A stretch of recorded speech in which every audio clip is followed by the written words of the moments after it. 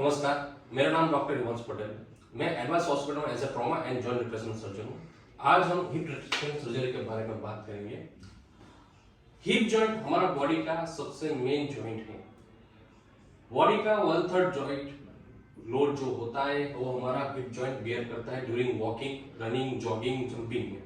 तो इस कारण से hip joint arthritis old age में होना जायज है, कॉमन है। हिप जॉइंट में एनाटॉमी में बेसिकली दो मेन बोन्स है।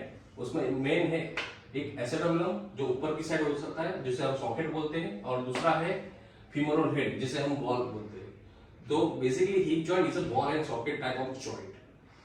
हिप जॉइंट आर्थराइटिस के बहुत सारे कारण होते हैं।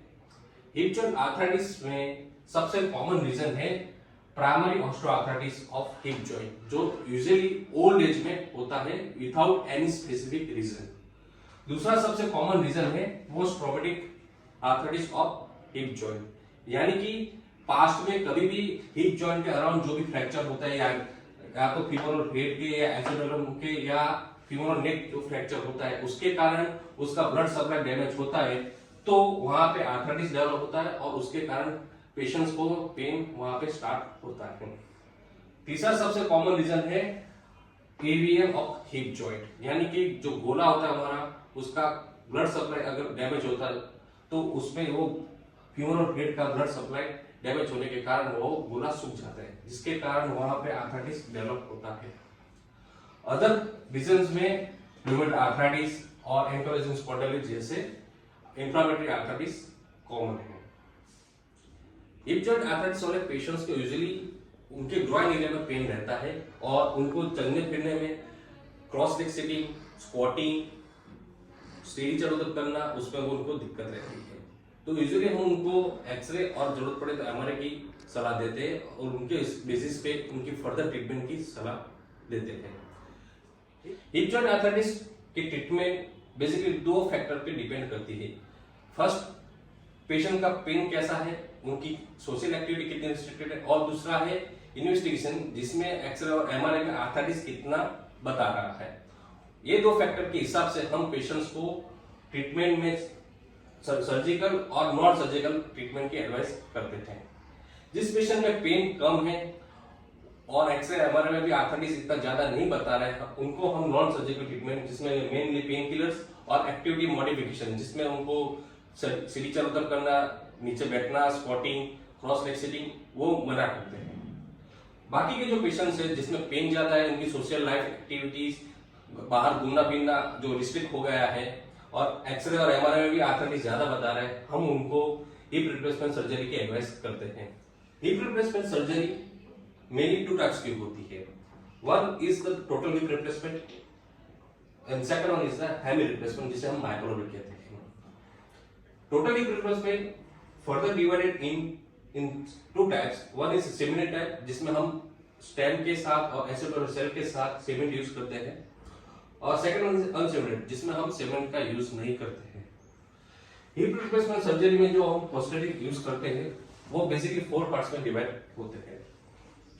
First one is acetabular shell, second one is the liner, third one is femoral head and fourth one is femoral stem.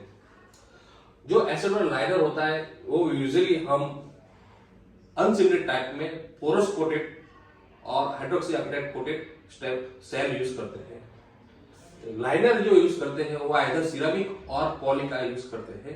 Rarely और नाउअडेज मेटल जो लाइनर होता है वो कोई यूज नहीं करता है। Third one is femoral head. Femoral head either ceramic और मेटल का यूज करते हैं। Most commonly ceramic femoral head अब ज्यादा यूज होता है। एंड फीमोरल स्टेम जो यूजुअली हाइड्रोक्सी एपेटाइट कोटेड और प्रॉक्सिमल पोरस कोटेड और फुल्ली कोटेड स्टेम होते हैं। हेमी रिप्लेसमेंट को हम बाइपोलर हेमी आर्थ्रोप्लास्टी बोलते हैं। जो mainly fracture around the femoral neck होता है उसमें हम यूजुअली बाइपोलर हेमी रिप्लेसमेंट करते हैं। अभी कई सारे पेशेंट्स आते हैं कि आफ्टर हिप रिप्लेसमेंट सर्जरी आप पेशेंट्स को क्या क्या अवॉइड करने के लिए सलाह देते हैं और क्या क्या ध्यान रखना पड़ता है, पेशेंट्स को बेड रेस्ट रहने की जरूरत है या नहीं।